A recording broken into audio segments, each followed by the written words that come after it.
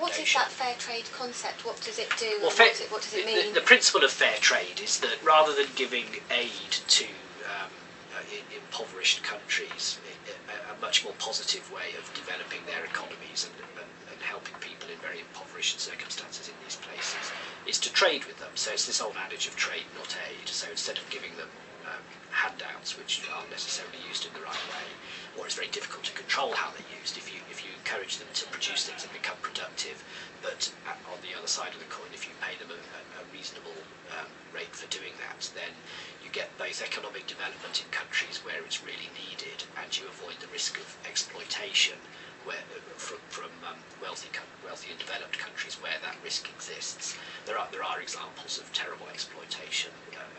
You've heard of sweatshops in Thailand making traders and things like that.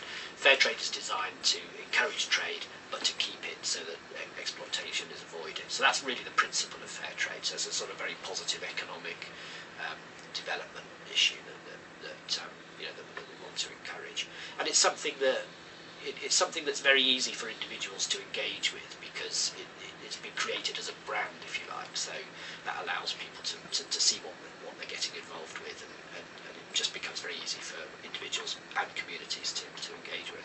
Mm-hmm. So what does a university or a town or a community have to do to achieve that status then? What are the things it promises it will do? Well, the criteria isn't terribly onerous or taxing, to be perfectly honest. It's really I think it's a bit like saying fair trade is almost a state of mind. You have to you have to demonstrate that you've engaged with it. There are a few real things you have to do. For example, on a university campus, we have to sell, and every trading area that we have, every retail or catering outlet has to have at least one fair trade item in its range.